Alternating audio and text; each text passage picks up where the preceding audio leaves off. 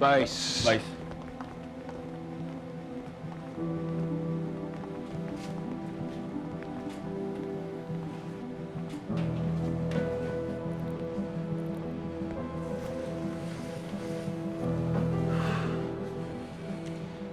Malaking tiwala ko sa Spinelli. Kaya nakapag-partner ako sa'yo.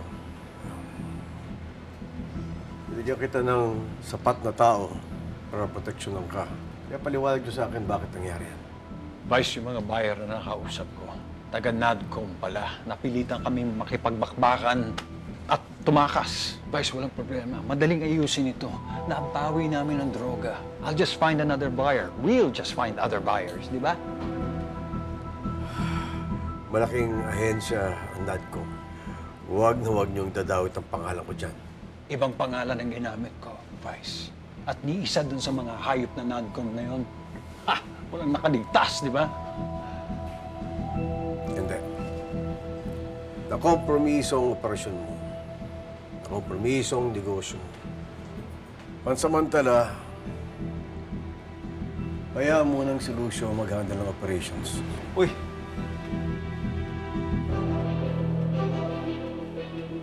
Ako bahala! Vice! Ayos yan. Thank you. Vice, you can't be serious. Tiwala ka sa mga kumag na to. This is my business. I run it by myself, Vice. Spinelli,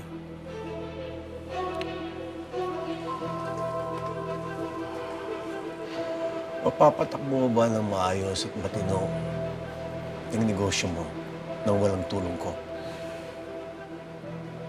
Kung ano yung pinag-usapan natin, masusunod yun.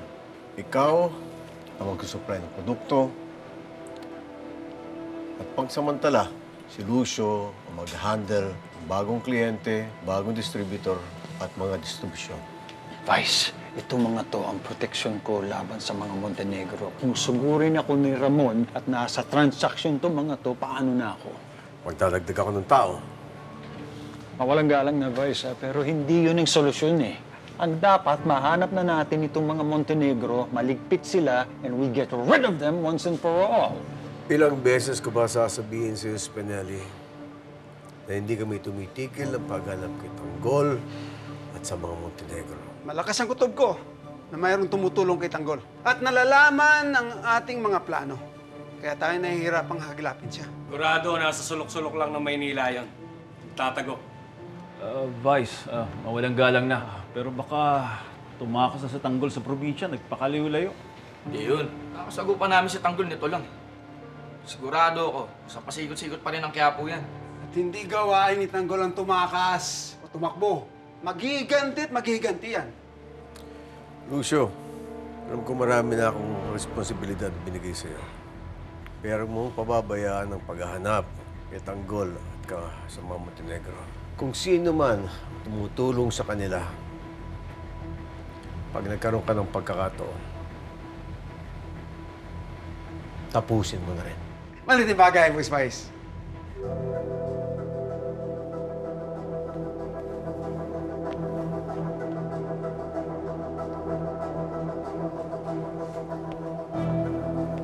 Mauro, halika. Vice. Vice. Maraming salamat. Dahil ako nang inatasan mong mamuno sa mga transaksyon, maaari ko bang isama itong bata mo, si Mauro, sa mga lakad namin? Si Mauro, inassign ko muna kay Spinelli para ikaw mapag-concentrate ka sa operations. Oo. Isang bagay lang, Vice. Baka hindi ninyo alam. Kung hindi dahil kay Mauro, patay kaming lahat. Si Mauro ang sumalba sa amin sa mga pulis. Alam ko kasi ang galawan ng mga pulis. Hindi nila ako maluloko. Narinig niyo yan. Magaling tong bata ninyo. Matalas ang mata at utak. Kakailanganin namin ang galing nito, Vice.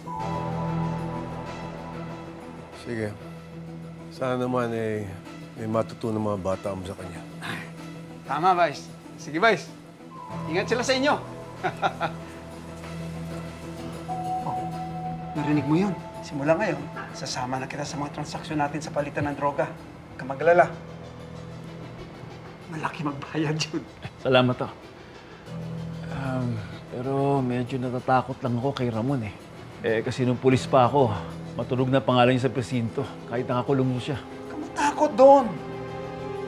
Ako nang bahala doon. Ano ho ba naging problema niyo ni Tanggol? Haba-habang kwentuhan ito. Pero ang dapat mong malaman, ang laki-laki ng atraso ni Tanggol sa akin. At simula't simula pa, siya nang numero 1 kalaban ng Red Phoenix. Kaya pag may pagkakataong magkasagupa kami, sisiguraduhin kong hindi na siya mabubuhay pa. Bulldog, mukha ng taxi. Tanggol! Tara!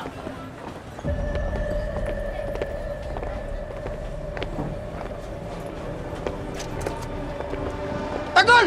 Kanito yung taxi? Tanggol! Tanggol, maraming salamat ha. Hindi dahil sa'yo, malamang patay na ako ngayon. Totoo yun. Mang Donato, maraming salamat to. Problema. Huwag mo na isipin yun. Ang importante, buhay ka. Sigurado ka ba? Ayaw mo na magpatid sa inyo? Wag na. Hindi na. Kaya ko na to. Ayoko na kayong maabala pa. Ang dami nyo na nagawang tulong sa akin. Kaya ko na to. Maraming salamat, Tanggol. Sige, mauna na ako ha. Ingat ka ha. Sila, Sige po, maganda. mauna Ligtas na ka. po Buhay ka ako. ha. Ingat ka ha. Sobrang salamat talaga. Kung hindi dahil sa inyo, hindi ko na alam kung ano mangyayari sa akin. Ingat. Sige. Ingat ka. Brad, ikaw na bahala ha. Siguraduhin mo makauwi yan. Tanggol, maraming salamat talaga ha. Sobrang salamat. Hindi kita makakalimutan.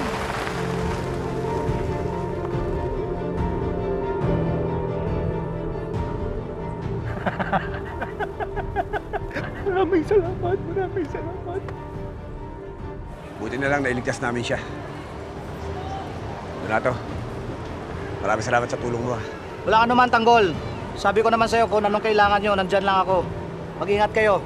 Sige, maraming salamat. Atos, salamat ha.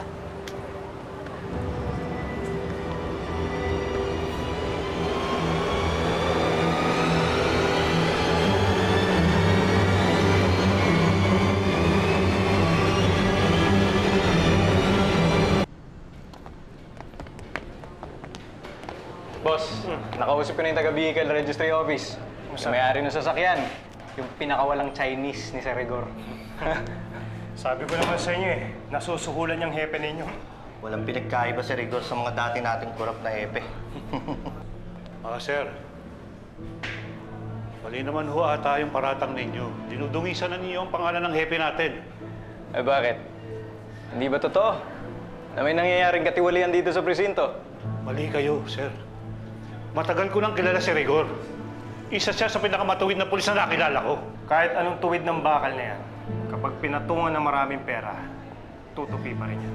Alam mo, Mendoza, ikaw na lang naman nagtitiis dyan sa korap at arogante mong hepe. Pinoprotektahan mo pa, ano? Kaya siguro iniwan si Chief ng pamilya niya, no? Kasi alam nila na buwaya siya ng presinto. Alam mo, malamang sa malamang, naaambunan ka rin, no? Ano sabi mo? Ano?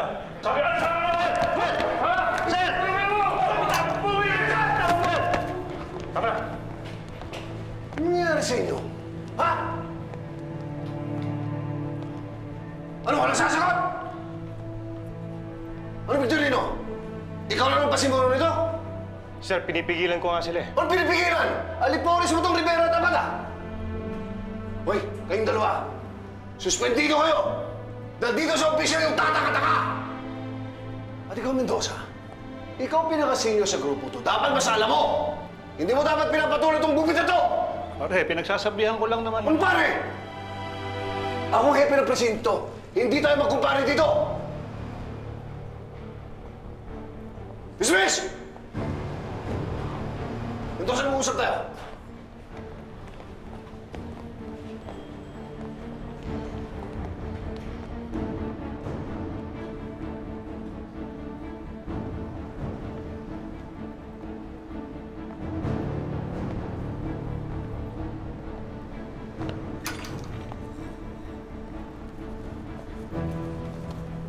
Sir. Upo ka.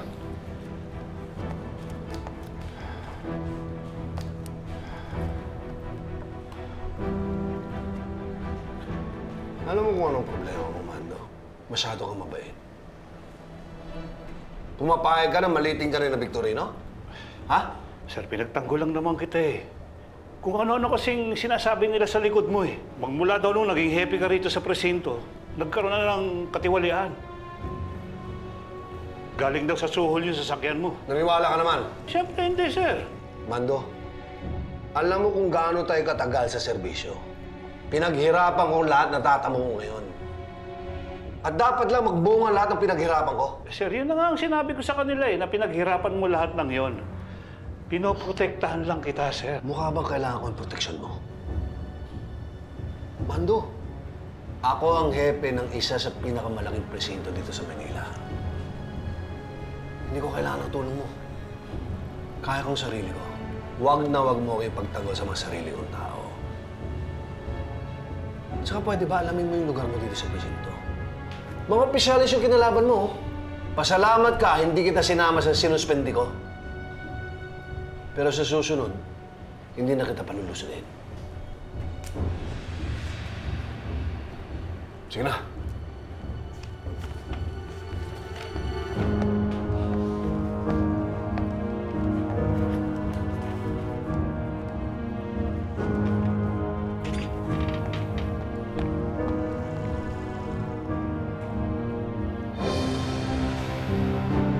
Nandito na si Mayor! Nandito na si Mayor!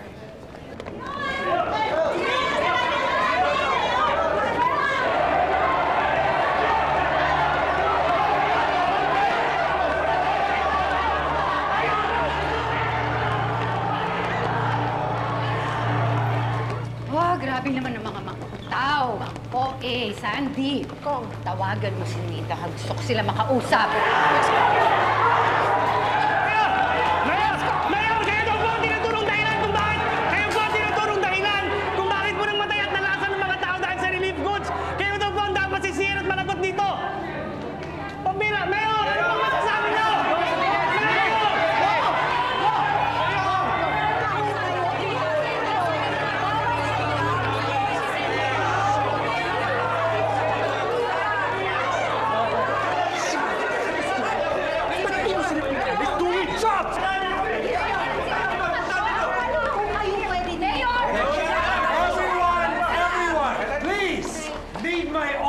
Mayor, 5 sa mga kababayan natin ang namatay dahil sa mga expired ninyong pagkain. Aminin nyo naman na may kasalanan kayo. Oo nga, Mayor. Tignan nyo nangyari sa kakilipid nyo. Malis ka nga.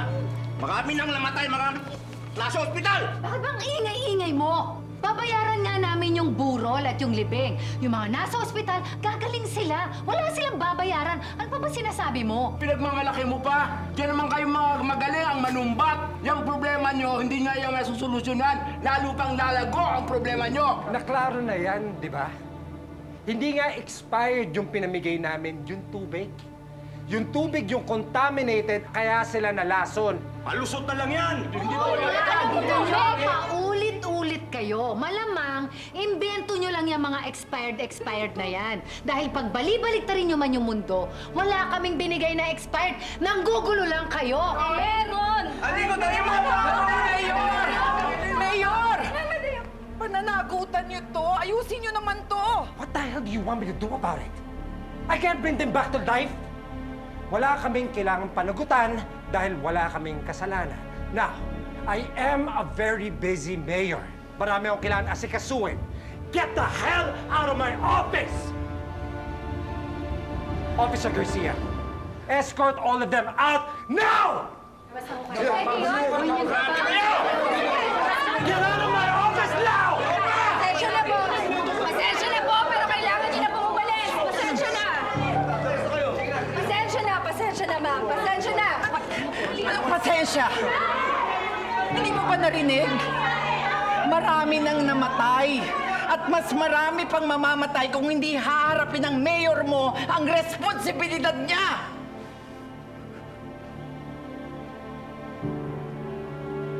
Tara na! Tara! Irresponsable ang mayor! Saan kaloka yan?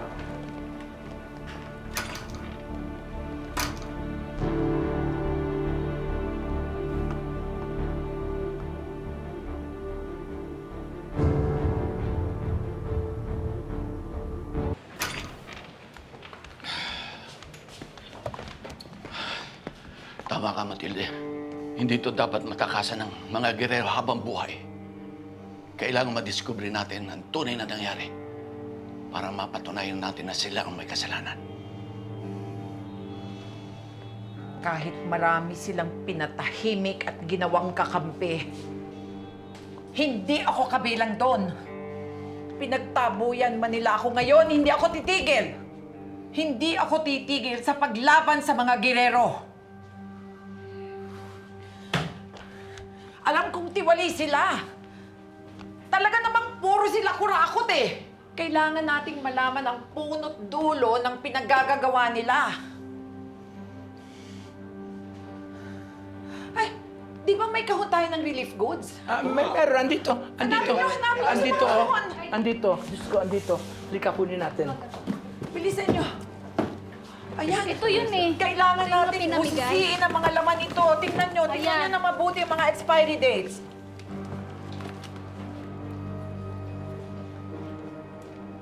Hindi naman expired eh. Oh. Ha? Ito. Ay, natatanggal. Tinakpan nila ang totoong date. January 2022, expired na talaga to. Tapos dinideny pa nila. Lason talaga ang binigay nila sa mga tao. Tapos dinideny pa nila. Posibleng hindi nila alam kung saan nanggaling ito. Kailangan natin makausap. Teka. Sino man yung nagbenta niya sa mga gerero. Para malaman natin kung ano ang katotohanan. Sandali. May resibo dito. Oh, ito. Forever enough. The last time we checked, never to be found yung forever enough na yan. Diyos ko. Alam ko na kung saan natin uumpisahan ang pag-iimbestiga. Huwag na natin patagalin to. Halika na. Kanater, ito ba bang doon? Ay, sandali, kung ganyan. Pag sinabi ba ng licensing department na hindi credited bidder ang forever enough, ibig sabihin ba nun, ghost supplier sila? Malamang, yun na nga yun. Sa ngayon, ang pag-asa lang natin malaman yung totoo. Ayan, oh. Accounting office.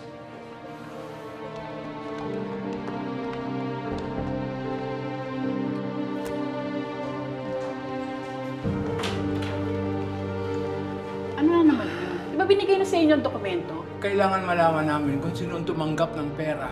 Inutos noon ni Vice Mayor na bigyan kayo ng papeles. Ngayon, kung may re-request pa kayo ulit, sa kanya kayo lumapit. Ma'am, marami na pong namatay ng dahil sa anomalyang ito. Mga inosenteng buhay ang nawala ng ganun-ganun na lang. Hindi ba kayo naaawa? Pipiliin yung hindi magsabi ng totoo? Miss, tulungan mo kami tulungan ang mga namatay. Kailangan mabigyan sila ng hustisya. Ma'am, sabihin niyo sa amin ng totoo. Ni minsan hindi naging kasalanan ang pagsasabi ng katotohanan at ang pagtulong sa iba.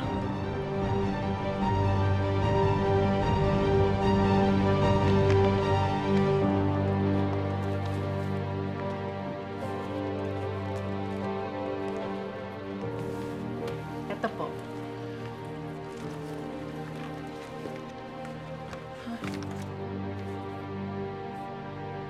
Si Nita, mga di makulangan ang mga kasabwat dito. Asawa ni Marsing.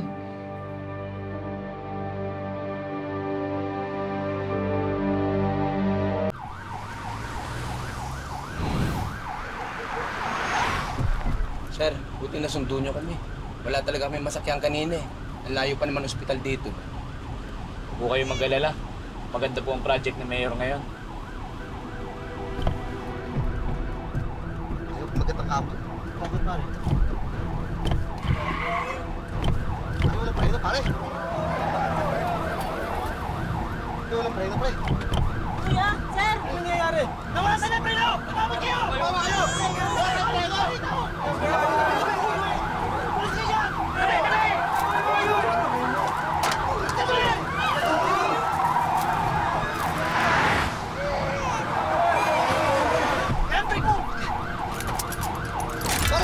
Putol! Uy, dali! Tumari kayo! Teng, tawagan mo si Alimir na. Sabihin mo, puntahan niya si Lola Tinding doon sa City Hall. Makikipagkita tayo. Sige, Tagol. Tawag ako si nanay. Dali kayo! Tumawa na kayo!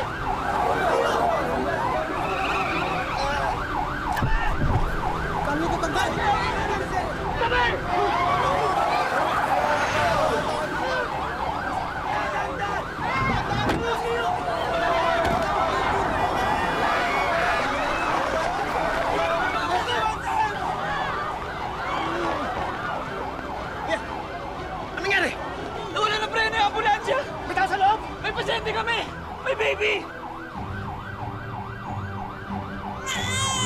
Tabi! Tabi!